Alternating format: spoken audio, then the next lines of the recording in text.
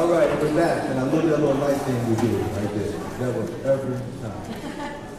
You know, we can put in that classroom for home. All right, we have an exciting afternoon planned. Up first, a Blue Ribbon School principal from Rochester City Schools. And again, you can look in the app and read all about what she's done and what she's about. But we're excited to hear from her for a little while today. The school is called the World Inquiry School. And when you hear about what's happening in this building, I'm hoping it will inspire you as it has inspired me. With that, Sheela Webster. Come on in.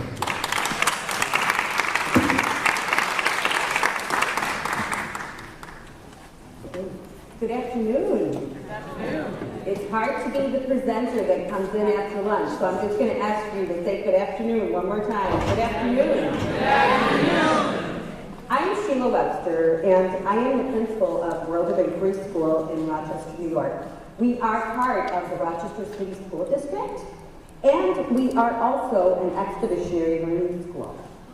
So I do have a bit of a unique history with the district as well as the school because I was actually a parent in the Rochester City School District. My kids went to a different school in the district, and I started to serve as a volunteer. And it's as a volunteer in my own children's classroom that I was really inspired to become a teacher. Because prior to that, I really believed that only crazy people went into education. So my children's teachers encouraged me to pursue my certification in education, which I did. And before you knew it, I was a student teacher in the building that I currently work in, World of Inquiry. So a few years later, I was hired as a classroom teacher, and then later became a lead teacher, an instructional guide, and an assistant principal at World of Inquiry prior to becoming the principal. So my life has been spent at this building, and it is my life's work. But interestingly, very often when people think of me, they think about me cleaning tables, picking up trash, sweeping the floor, and spending a lot of time in busy traffic on University Avenue in Rochester with school buses. So today, I'm here to share with you a humble story of change and growth through the eyes of the people who jump in each and every day with both feet on the ground to do the challenging and often messy work that we call teaching and learning. And we have a motto at World of Inquiry School, and it's called, "We are crew, not passengers." Can you say that after me? We are crew, not passengers. So, this motto is not something that we created, but actually that we borrowed from expeditionary learning and then wholeheartedly adopted into our lives. This motto actually doesn't even belong to expeditionary learning. The roots of this motto go way back to Kurt Hahn and the Outward Bound experiences.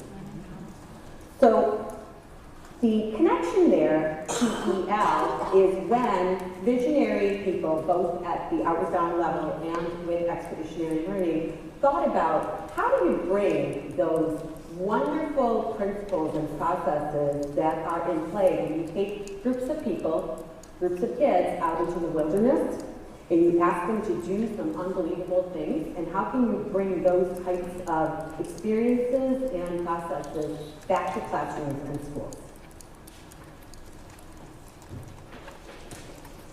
The goal of Outward Bound experiences is to pose a seemingly impossible task or problem to a group of people with the intent that the group will unite their collective strengths and knowledge to achieve a larger common goal. Thus the motto, "We are crew, not passengers." Crew. Crew to us is connected to students, families, staff, and community. All connected and rowing in the same direction to achieve that common goal. We are crew, not passengers. So the next series of slides, it's written as a bit of a story format.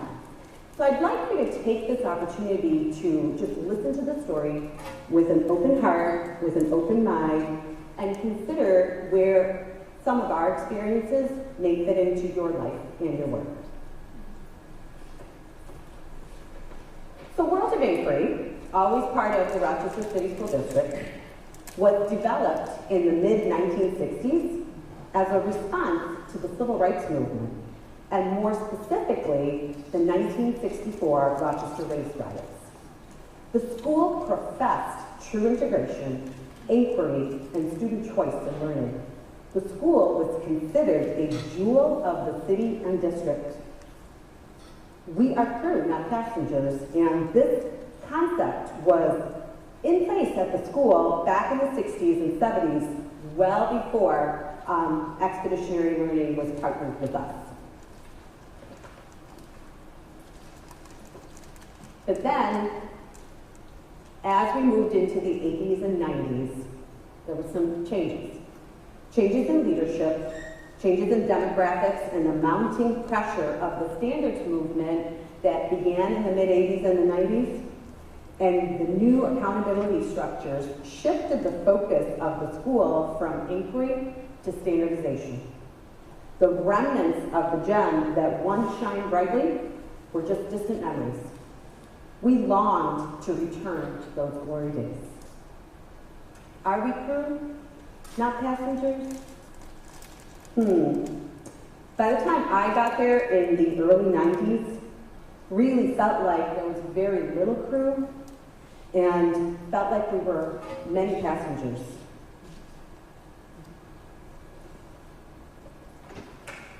I can just say, honestly, that we were not crew.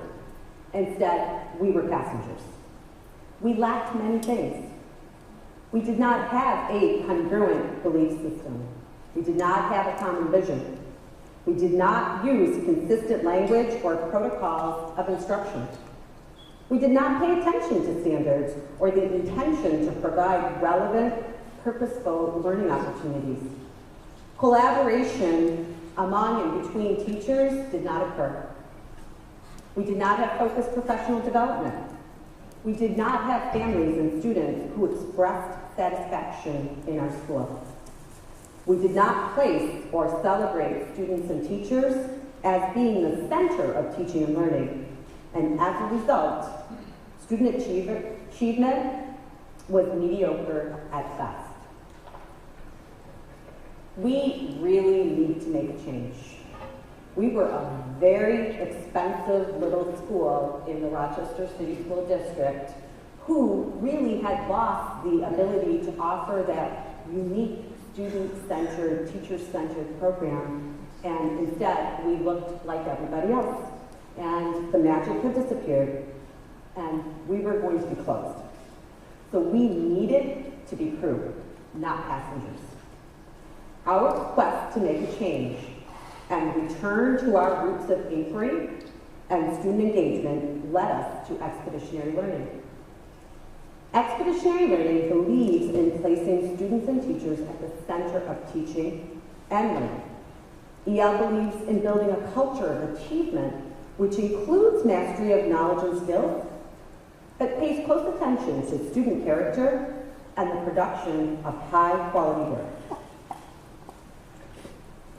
So our mission began. And this process began in 2002. The World of Inquiry crew was willing to jump in with both feet and get messy and redefine the vision and the mission as a collective unit. So the journey began with the gentle guidance of then our school designer, Stephen Levy. We were becoming crew and not passengers.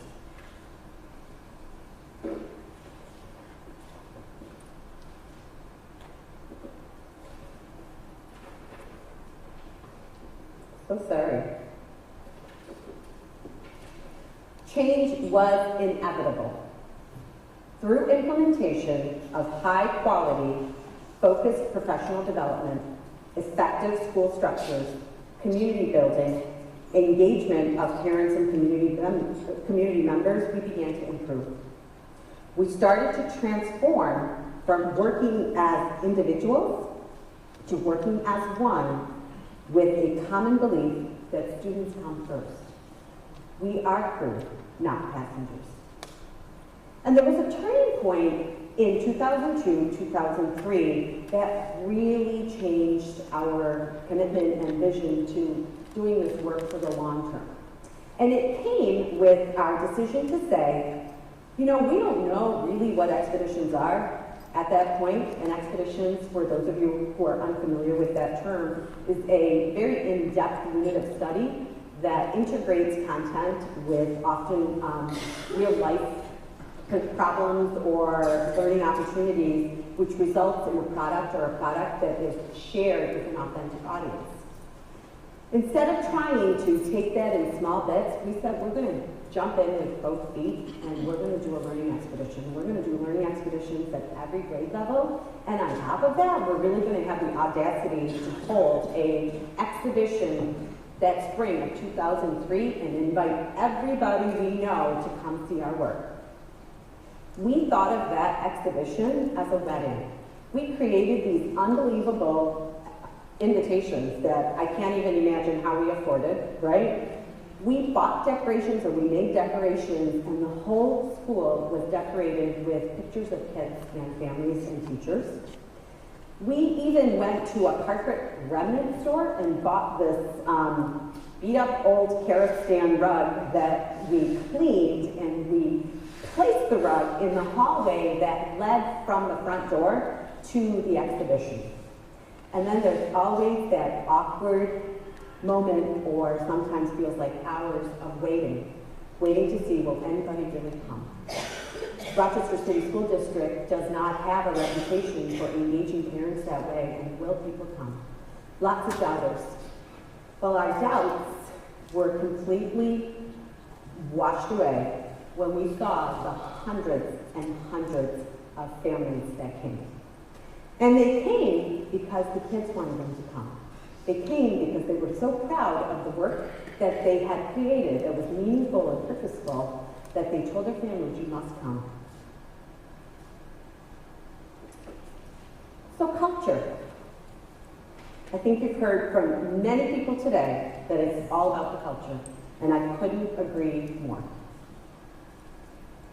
If you visit the school, you will see many structures that were intentionally and actively established to promote a culture of collaboration. This includes daily classroom morning meetings, weekly school-wide morning meetings, student-led tours, World of Inquiry outward-bound adventures, grade-level expeditions, integration of arts and PE with classroom experiences, and most importantly, the willingness to focus on strengths and forgive weaknesses whenever possible. Because we are crew, not passengers. Achievement. Although we made great strides in improving our school culture, improvement in student achievement did not occur at the same pace. In fact, at the beginning of the change process, our performance dipped. We stayed the course, but we refocused our attention to understanding how to implement the standards and skills and that concept of project-based learning into daily instructional practice, and effectively use data and engage students in the assessment process. We are crew, not passengers. So over the next 8 years, so if you think back, we started this process in 2002. Over the next 8 years from that point of staying the course and climbing up and always reflecting and improving and changing, we began to close the achievement gap. All of our students were achieving, regardless of income levels, special needs, race, gender, and ethnicity. This did allow for lots of national recognition, including the 2010 Blue Ribbon Award. And there's something very special about telling kids that they've achieved a level of being a blue ribbon. So it's not so much about the school or the leadership at that point, it's about telling the kids. Accountability. So I'm sure that we can all agree that in recent times, it seems that accountability measures are moving target. And we are not exempt from that. Our accountability scores, as of today, are all over the map. But we have to be really careful. We don't want to go back to that cycle that we faced back in the 80s and 90s of being pressured into losing what we know is good for kids. So, since 2010, we've been working to implement the Common Core Learning Standards and the instructional shift. And that has been a very, very rigorous and thoughtful process in trying to make sure that we don't return to being a standard school. So we stay the course, we reinvent, and we deepen the work. Because we are crew, not passengers. Equity. Heard a lot about equity here today, which just warms my heart. In our school, we want all students to, regardless of gender, race, socioeconomic status, or learning styles or needs, to achieve. We want them to achieve success at high levels. We believe that education is the great equalizer. Schools can be the bridge for equity and access, but you don't do this work alone, but really as a collective whole and in collaboration with your larger school community. We serve a really high needs population across the board. So a component of bringing equity for us is to bring middle class experiences to many of our students who can't reach those resources within the framework of their homes and resources. And how do you infuse that into daily learning experiences so it doesn't feel trite, it doesn't seem separate? You can do that through field studies, not field trips, but field studies. You can do that through developing student leadership, not just among a small group of students, but among all students. You can do that through college immersion experiences. You can do that through canoeing. You can do that through camping. You can do that through swimming and hiking. And working with experts. There's something very, very enriching about bringing experts into your classroom and sending the message to your children that they are so important that we're going to bring in the most notable people in that field to you. And we can't often do that as a school and pay people to come in, so we have been really successful in using technology to do that, whether it's through Skype or through a email process or a phone conference, however we can get the experts to connect directly with our kids. So the journey continues. And the process of change and growth is a continual process for the World of Inquiry community because the school was commissioned in 2009 to expand from a K-6 building to a K-12. Since 2009, we have added one grade level per year, and with that, we have brought in many new teachers, mostly from other schools within the framework of the Rochester City Schools, new students, new families. And there's no application process to enter the building, it's a lottery. In the meantime, our building went under construction, and we had to relocate. We've been off from our own site for the past 2 years in a campus that houses 2 other schools. And now we are preparing to return home. And we really need to remember now that we are crew and not passengers. So this year, the World of Inquiry School will become the only K-12 school in the Rochester City School District. We will graduate our first class in 2015, June of 2015. We are crew and not passengers. So as we move into the closing, I ask you to consider this. Who's your crew? Who are your passengers? What will it take to move from being crew or passengers to being crew and not passengers? In closing, I will read to you our crew pledge. At the building level, we call it our Model Citizen Crew Pledge.